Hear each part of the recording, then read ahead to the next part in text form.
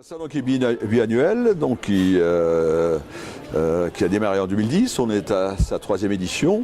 Et je dirais que là, aujourd'hui, enfin depuis 2 jours, on est en train effectivement de s'enraciner quelque part et on devient effectivement pour les professionnels un rendez-vous qui prend son importance, en tout cas sans être complètement incontournable, reste extrêmement important, tant pour les fournisseurs qui sont présents ici, mais également pour les exploitants qui ont besoin en fin de saison de trouver des infos, d'échanger, de rencontrer, de voir se projeter même en termes d'investissement dans le futur ou pour la saison à venir. Hein. Donc ce type de rencontre est considéré aujourd'hui comme étant quelque part un peu indispensable.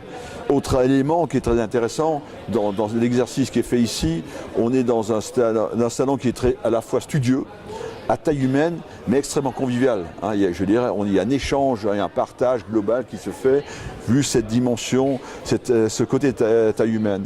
Aujourd'hui, les fournisseurs, ce qu'ils recherchent également, c'est sensibiliser les exploitants sur la nécessité de prendre des décisions assez rapidement, dès la fin de la saison.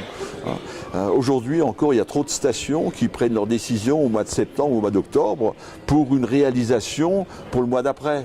Et donc, à la fois, il y a forcément des surcoûts, et surtout, c'est quand même dommage de ne pas profiter de l'été pour faire ses travaux, pour faire ses équipements, etc. Alors ce salon aussi se veut être un petit peu un booster au niveau des prises de décision et des prises de commande.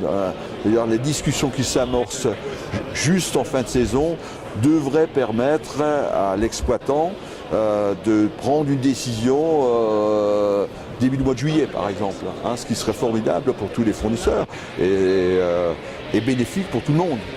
Bon, le processus aujourd'hui de décision des stations est relativement long. Et quand on lance des appels d'offres, qui sont inévitables et qui sont à la fois, qui sont indispensables et obligatoires quelque part, tout ça prend un certain temps.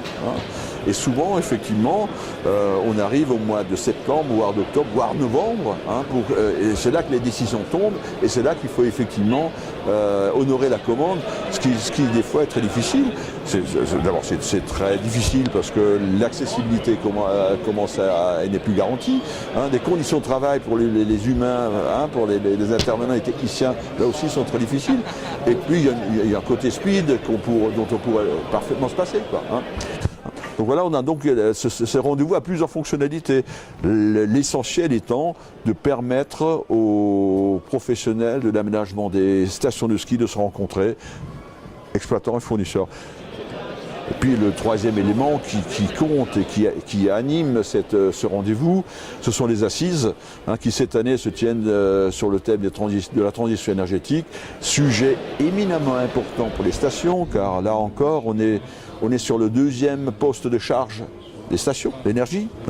Et je dirais, et tout ce qui peut être fait pour économiser cette énergie, pour optimiser, et en utilisant, je dirais, les aides aujourd'hui disponibles, car dans le cadre de la transition énergétique, il y a un certain nombre d'aides qui sont mises à la disposition de l'industrie, et on peut considérer que un exploitant, c'est une industrie du loisir, c'est l'industrie de la neige, et donc elle en bénéficie comme les autres. Il faut absolument que les stations suivent de très près ce dossier. Et c'était dans ce sens-là que nous avons retenu cette année comme thème la transition énergétique des stations de ski.